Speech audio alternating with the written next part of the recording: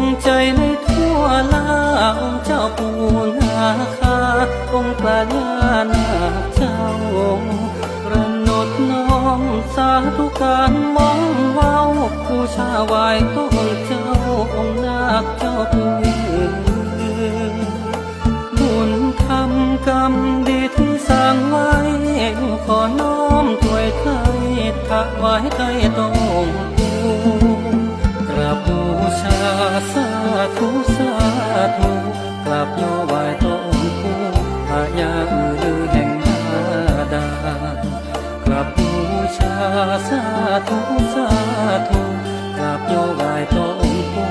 พระยาลือแห่งบาดา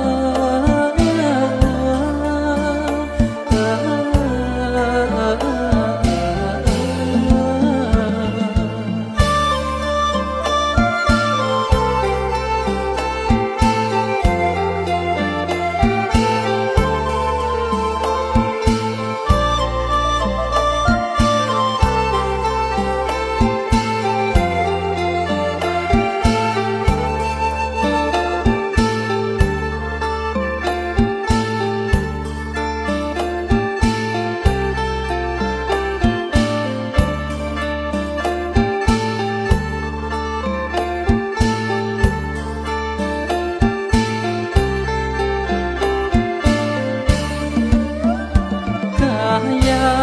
วาจาเจตตังเอหิสังขังอาหังวันทาปูเชมีสู่พิธีพรีกรรมบำบวงสรวงข้าลูกหลานทั้งปวงน้อมขึ้นวันทาองค์มหาพญาเจ้าผู้เอื้อเหลือลูกจิตตั้งใจซื้อสักการะไทยจะบูชาลูกบูชาบูชาบูชาองค์เจ้าปู่นาคาพญาลือแห่งบาดาลลูกบูชาบู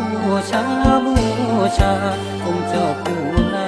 คาพญาลือแห่งบาดาล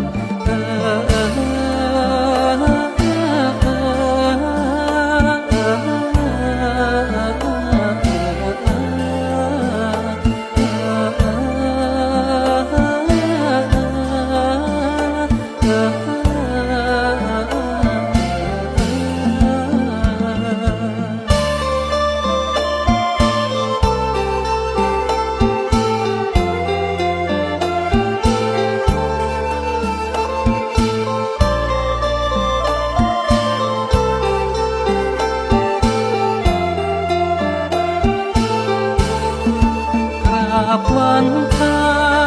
บูชาคุณถวายบุญนุนส่งวิญญาณให้ลูกหลานผู้ได้มาน้องวันทาบูชาตองปู่มนต์นาคาซอยดันอยู่มนต์องค์ปู่สู้คำนำเจริญพรวิงวอนอัญเชิญองค์เจ้าปู่อัญเชิญประทับไทยเสียงบูชา